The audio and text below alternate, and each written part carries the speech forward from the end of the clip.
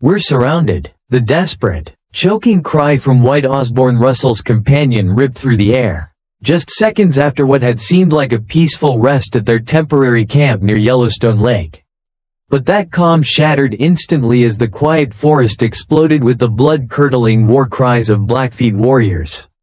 Russell lunged toward his rifle, only to be hit with a terrifying realization: his powder horn and bullet pouch were gone, stolen. Likely moments earlier, by the very enemy now closing in. They were completely surrounded. How could they possibly escape? Osborne Russell was no stranger to danger. A seasoned mountain man who had entered the fur trade in the early 19th century. His expeditions into the unexplored American West weren't just about profit, they were ventures into the unknown. Over time, Russell became one of the few early American pioneers to document the complex ecosystem of Yellowstone with such clarity and detail. By 1839, Russell had years of trapping experience under his belt. Along with a small party, he operated in the Yellowstone region hunting for beaver pelts, a luxury commodity in that era. Their survival depended on resourcefulness, hunting, and the ability to trade. But fur trapping in the American West wasn't just a battle against nature, it was a confrontation with the people who had called these lands home for centuries. Among them, the Blackfeet Nation posed the gravest threat. Fierce, highly skilled, and determined to defend their territory. A skirmish with the Blackfeet was a nightmare for any trapper. That nightmare became real on August 28, 1839. Russell's party had made camp roughly half a mile from Yellowstone Lake, near a creek that wound through a grassy valley. The site was ideal: flat ground 6 meters above the water, shaded by pines, and with plenty of firewood. Behind the camp, the forest thickened, tangled with fallen trees, an important detail that would soon prove life-saving. Everything had seemed normal. Russell was cutting strips of dried meat, an easy and reliable meal. His powder and bullets sat nearby on a log. White was napping, while 2 other party members had gone off into the woods to hunt moose. After his snack, Russell stirred the fire, lit his pipe, and enjoyed a brief moment of calm, a rare peace in a trapper's life. Their horses, essential for travel and hauling, grazed in the valley below. But suddenly, something felt off. Movement. Russell squinted and spotted the tops of warriors' heads edging along the slope just 30 paces away. Pure instinct kicked in. He yelled for White and dove for his rifle. But as his hand reached for ammunition, his heart sank. His powder and bullets were gone. The Blackfeet had already struck, and the trap was closing fast. With no other choice, Russell and White cocked their rifles and made a split-second decision: break through the encirclement or die trying. As they raised their weapons in defiance, something unexpected happened. The Blackfeet line in front of them parted, just enough to create a narrow 6-meter gap. They ran, with every ounce of strength. They hurled themselves through the gap and into the dense forest behind the camp, running not toward safety, but into the unknown. The forest was thick, brutal, branches slashing at their faces and bodies. The war cries behind them didn't stop, but they didn't look back.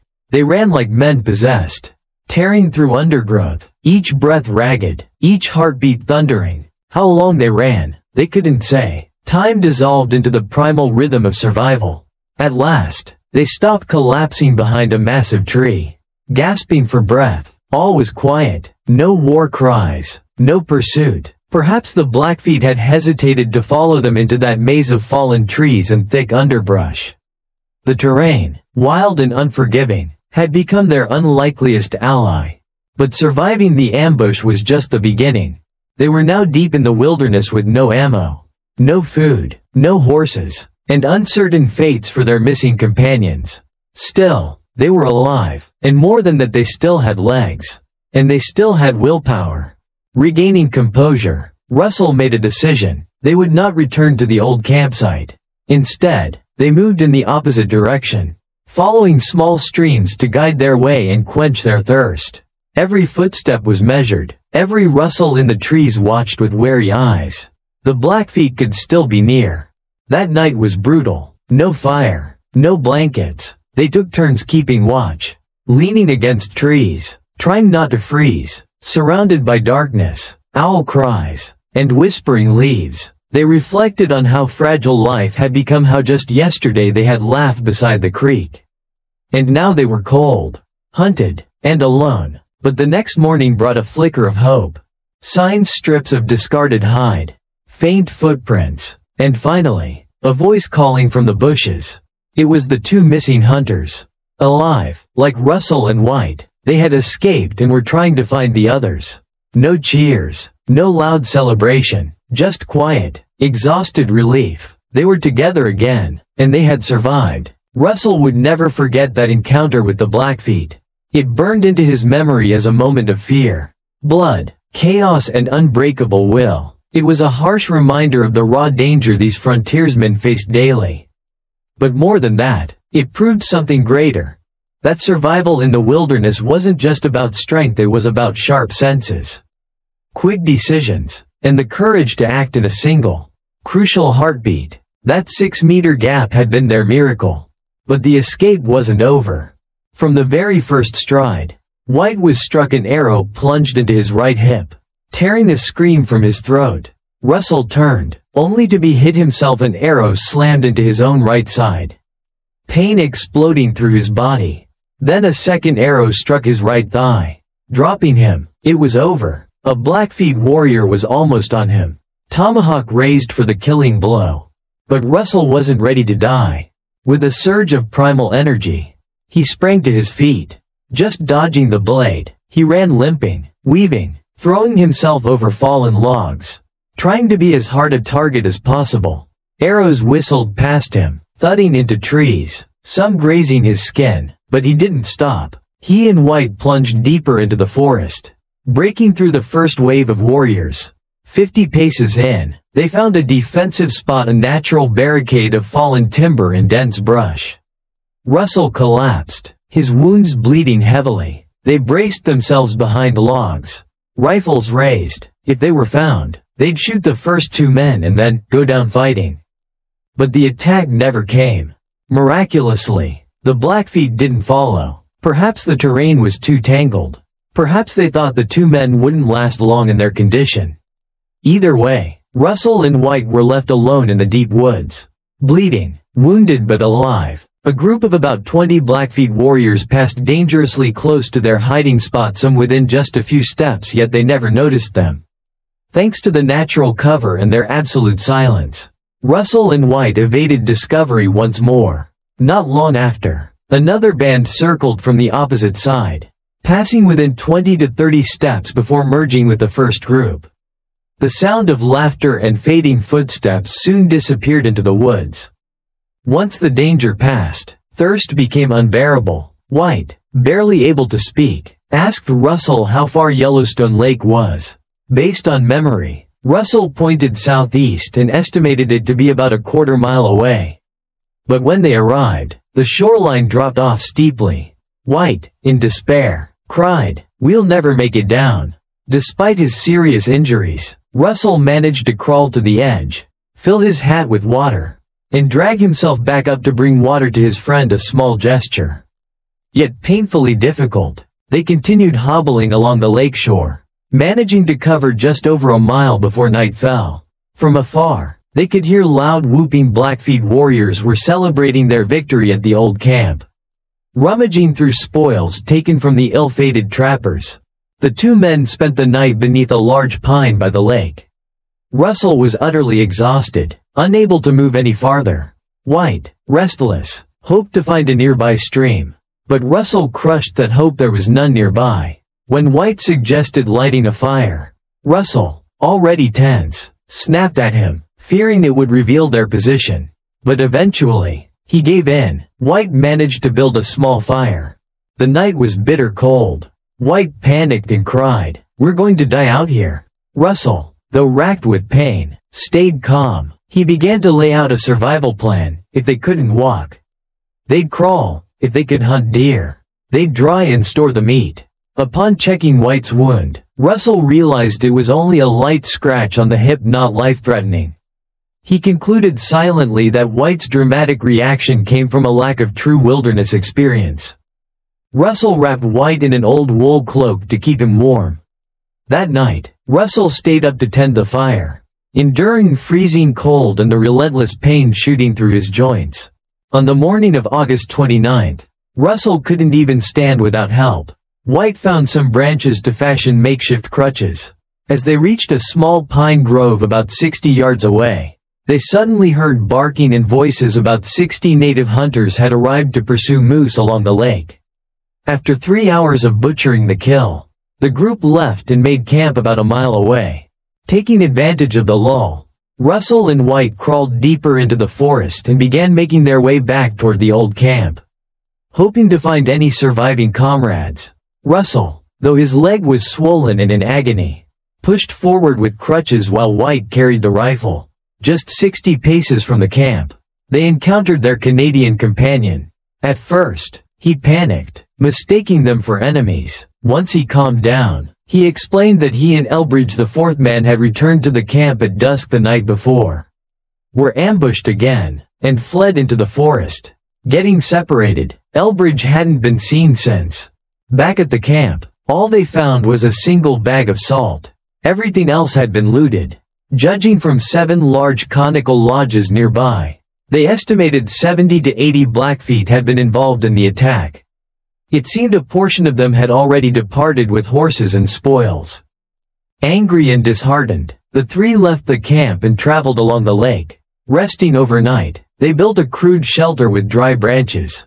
But it caught fire in the night, forcing them to retreat and light another fire to stay warm until morning. To cross a river, they lashed together a raft from dry logs and paddled across. Resting afterward in a small pine clearing, they lit a fire, hoping that if Elbridge was still alive, he might see the smoke and follow it. Since they had left markings carved into trees at the camp, the Canadian went hunting but returned empty-handed. Russell, meanwhile, tended his wound, cleaning it with salt water and applying a mixture of beaver grease and castoreum, a beaver's glandular secretion. The remedy provided noticeable relief. On the morning of August 30th, Russell was still stiff and in pain, but they had no food and had to move on. The Canadian companion managed to shoot 2 small ducks, barely enough for breakfast. But every bite mattered. In cold rain, they pushed southwest another 8 miles and reached a hot spring area, where they bagged 2 geese. While eating, they spotted a deer swimming in the lake but missed the shot. Eventually, the Canadian brought down a fat doe, a much-needed supply of meat. But cold was now the biggest threat. Russell had only a thin cotton shirt and pants, both soaked. They built a shelter of pine boughs and kept a big fire burning using resinous wood. But the night was still miserable, alternating between searing heat and biting chill. By the morning of August 31st, they sliced the venison into thin strips, cooked it, and prepared to carry it with them. Russell, now able to hold his own rifle and walk with a limp, managed to move at about half his usual speed. They left Yellowstone Lake, crossed through pine forests and a low mountain range in snowfall, and trekked about 8 more miles to another lake about 12 miles wide, identified as the headwaters of the right fork of the Lewis River. They made camp near some hot springs beneath dense pine canopies. Along the way, the Canadian had also managed to shoot another deer. Russell fashioned a crude cloak from the deerskin. That night, for the first time since the ambush, Russell finally slept more than 4 hours straight, a rare gift after days of pain and terror in the wilderness. Fresh out of the massacre, Russell and his companions pushed on through the unforgiving wilds of Yellowstone. Skirting the southern shore of a newly discovered lake, its sulfur deposits glinting on the surface, they headed eastward and hunted 2 more fat deers for future rations. From there, they turned south, cutting through nearly 12 miles of rugged, forested terrain. Eventually, they reconnected with the Lewis Fork River, the same one they had followed at the start of summer. This time, they camped at the confluence of 2 of its branches. The night was bitterly cold, though they had meat and had made crude moccasins from deer hide. Russell couldn't sleep more than 15 minutes at a time.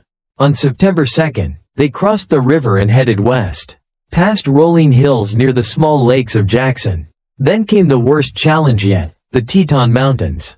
With sheer slopes and thick snow, the climb to the summit became a grueling battle against physical limits.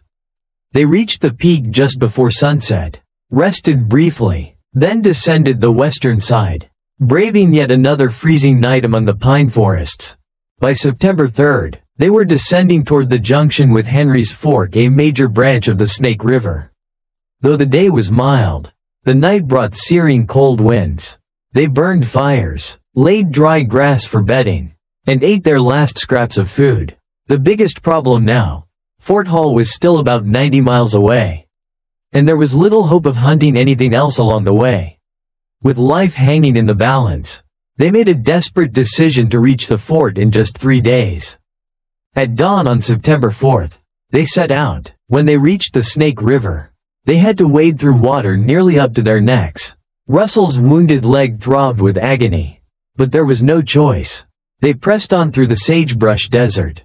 By nightfall, they were completely spent, having marched 65 miles in 2 days with barely a bite to eat.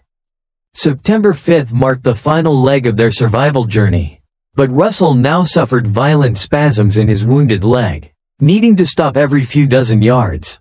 Just when all hope seemed lost, they spotted a camp in the valley, half native, half white settlers. Moved by compassion, one man lent them horses and guided them to Fort Hall.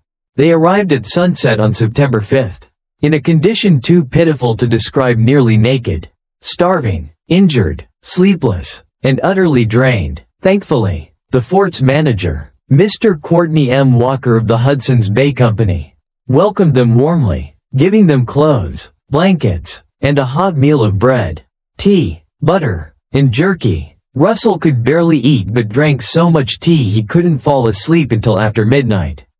Yet, his wounds began healing rapidly, thanks to proper care with warm salt water and homemade medicine using beaver castoreum. Within just 10 days, Russell was back to trapping again.